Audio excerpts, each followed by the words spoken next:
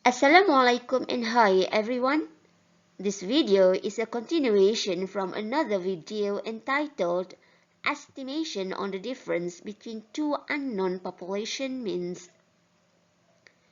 In this video, we will continue with some examples on constructing a confidence interval for the difference between two unknown population means mu1 minus mu2. We will also look at how we should make an inference or interpretation based on the constructed confidence interval. Let's look at the first example in the next slide. Let us look at the example on car speed limit again. Here we assume that all car speeds at 1 km before and after the speed camera are normally distributed with standard deviations of 2 and 5 km per hour respectively. The question is, construct a 95% confidence interval for the difference between the unknown population mean speeds at 1 km before and after the speed camera. Our focus here is to construct the confidence interval, and our parameter of interest is mu1 minus mu2. You should notice in the assumption that the standard deviations given here refer to the values of sigma 1 equal to 2 and sigma 2 equal to 5. Which are the values of the population standard deviations of the car speeds before and after the speed camera. Since we know the values of the population standard deviations, instantaneously we should know that this is case 1. Let's proceed to the next slide to explore the solution to this question. Before solving the question, remember the 4 steps. The first step is to recognize the information provided in the question. If we assign 1 to represent before and 2 to represent after, then we can list down all relevant information we need in solving the question. As mentioned in the earlier video, since we have sample data, then we need to use a scientific calculator to get sample means and sample standard deviations.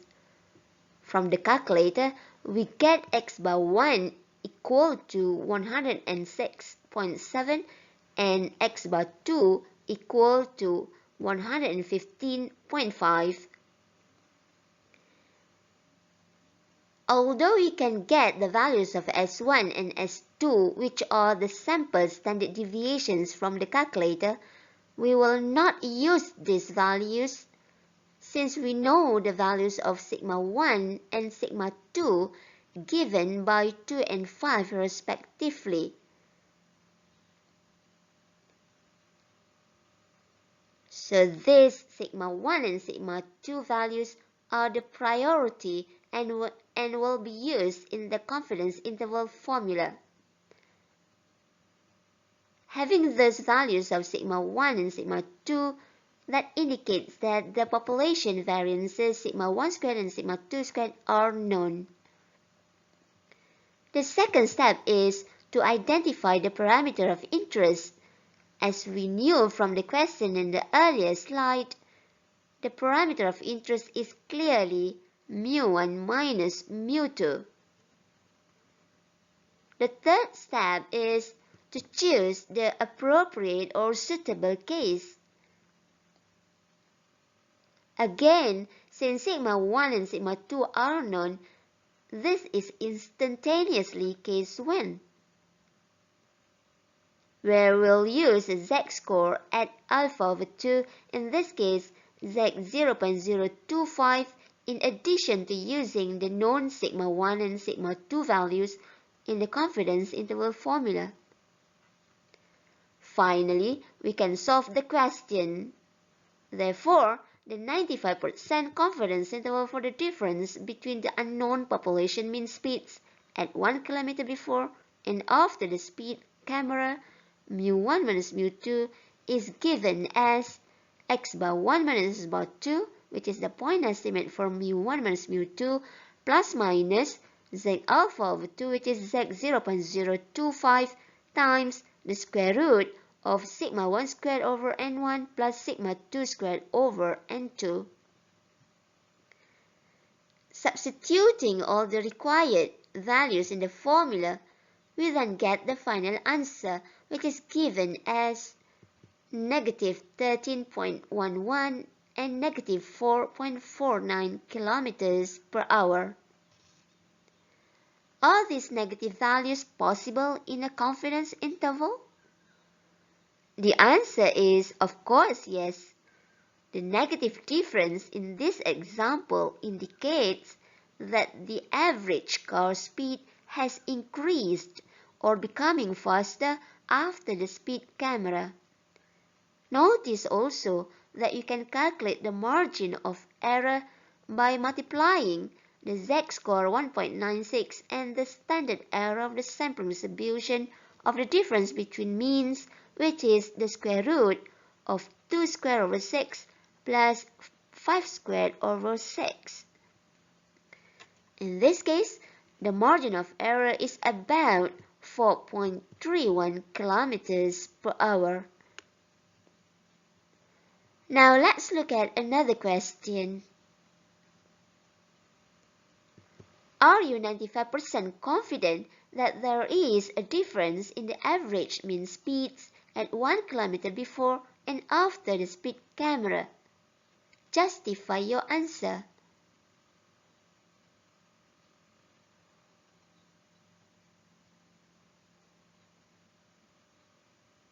What do you think the answer would be?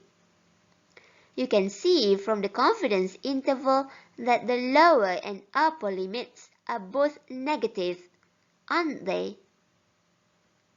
So the answer is yes. What is the justification then? Well, since the confidence interval does not contain zero, it indicates that a difference exists between the car mean speed at 1 kilometer before and after the speed camera.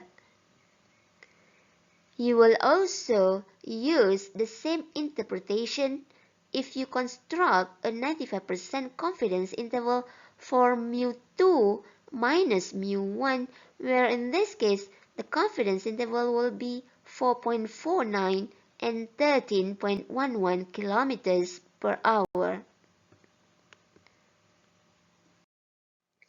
Let's look at another example.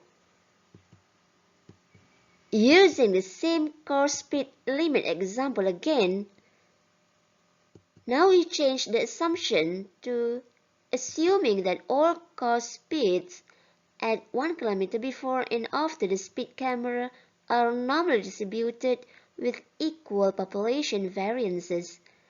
The same question as before. Construct a 95% confidence interval for the difference between the mean speeds before and after the speed camera. Again, our focus here is to construct a confidence interval, and the parameter of interest is mu1 minus mu2. Notice here that we do not have any information on the values of the population variances sigma 1 squared and sigma 2 squared. That is, the population variances or standard deviations are unknown. In such a case, we need to look further at the sample sizes. As we can see, both sample sizes N1 and N2 are small. In addition, we have a strong assumption on equality of population variances. Therefore, the suitable case to construct the confidence interval in this example is case 3a, where we will use t-score and a pole variance or pole standard deviation in the confidence interval formula. Let's look at the solution in the next slide. This slide explains the solution to the second example. Again, we can follow the 4 steps.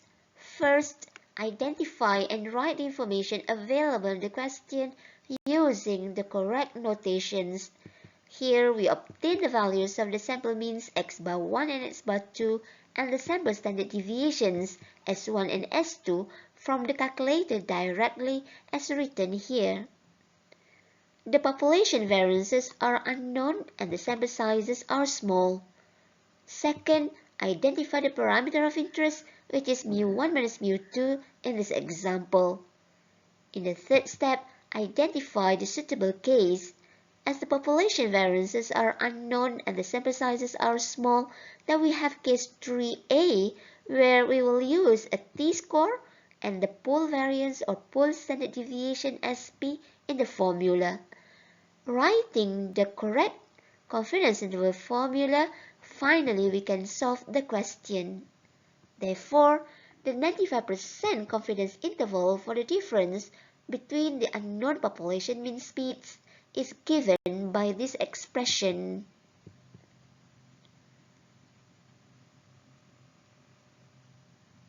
The t-score that we will use here is t0.025 nu, where nu is given by n1 plus n2 minus 2, which is equal to 10.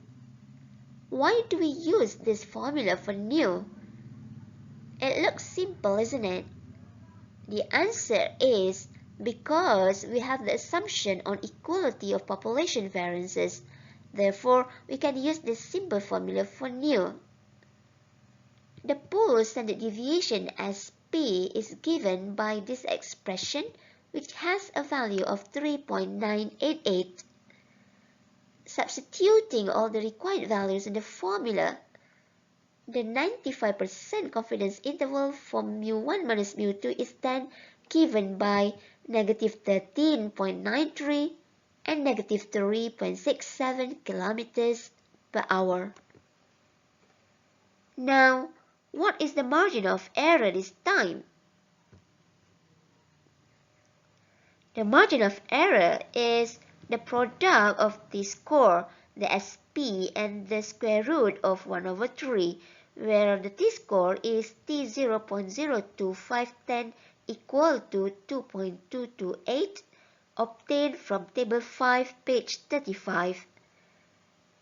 The margin of error value is then about 5.13 kilometers per hour, which is a little bit larger than the margin of error in the previous example when we use z-score. An interesting point to note is that in any case, the margin of error will reduce if the sample sizes increase, and vice versa, the margin of error will increase when the sample sizes are small. In this slide, we will look at the car speed limit example again for the last time. Here, we change the assumption to assuming that all car speeds at 1 km before and after the speed camera are normally distributed with unequal population variances. Please note that sometimes this assumption is not mentioned explicitly in the question. So if the assumption is not mentioned, we can assume that the population variances are unequal, provided that their values are unknown in the first place. Now back to this example, here we have the same question as before.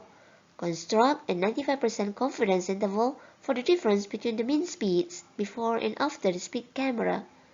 Again, our focus here is to construct a confidence interval and the parameter of interest is mu1 minus mu2. Notice here that we do not have any information on the values of the population variances, sigma 1 squared and sigma 2 squared. That is to say, the population variances or standard deviations are unknown.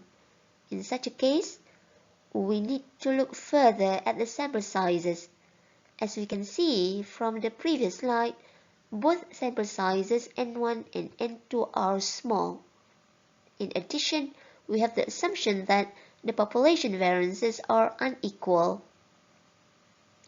Therefore, The suitable case to construct the confidence interval this time is case 3b, where we will use a t-score, but this time the degrees of freedom associated with the t-score is non-trivial. We will also use the individual sample variances S1 squared and S2 squared in the confidence interval formula. Therefore, the 95% confidence interval for mu1 minus mu2 is x bar 1 minus x bar 2 plus minus a t-score at 0.025 nu multiplied by the square root of S1 squared over N1 and plus S2 squared over N2. To find the new value for the t-score is by using this non-trivial formula given in the statistical table booklet page 2. Substituting the required values in the formula of nu and round the value to the nearest integer, you can check that the degrees of freedom nu is around 7. Thus the t-score here is T0.0257 given by 2.365 in the stats table. Replacing all required values accordingly in the confidence interval formula, we then have the 95% confidence interval for the difference between the mean speeds is given by negative 14.25 and negative 3.35 kilometers per hour. Now let's look at the margin of error here. What do you think the value will be? You may want to calculate the margin of error by multiplying the t-score and the square root of S1 squared over N1 plus S2 squared over N2. You can check whether the value of the margin of error is 5.45 kilometers per hour. If you notice, this value is even larger than the previous two examples.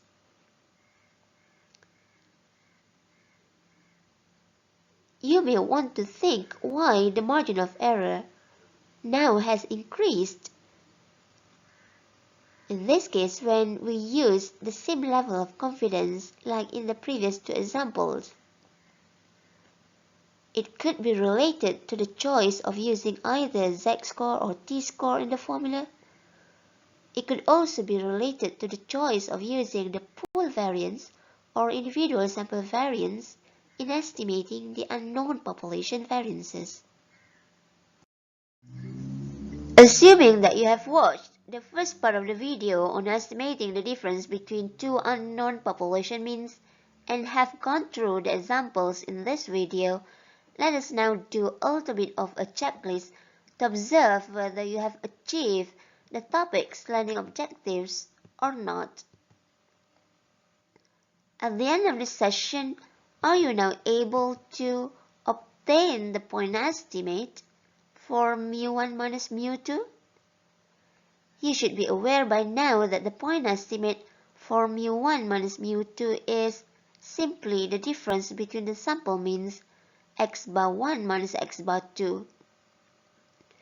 Please make sure you are able to identify the values of the sample means from sample information or use your calculator to obtain the values of the sample means directly.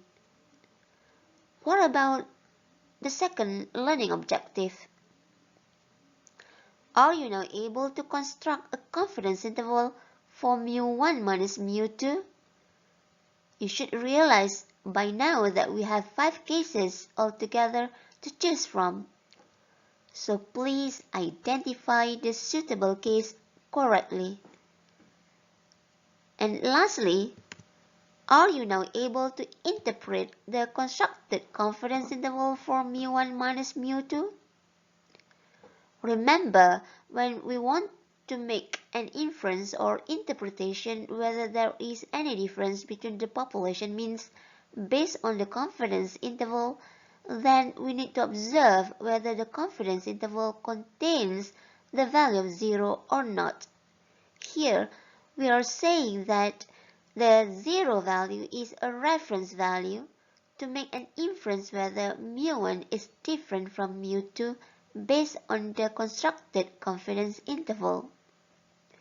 If the confidence interval contains 0, then it indicates there is no difference between mu1 and mu2.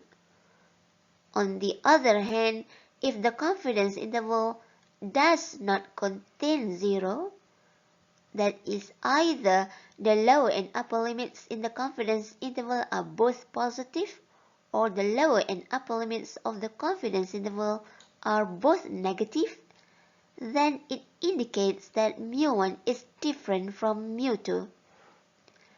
Please go through the videos again if necessary, and do not hesitate to contact me if you have any queries. Until then, see you again next time. Assalamualaikum and thank you for watching.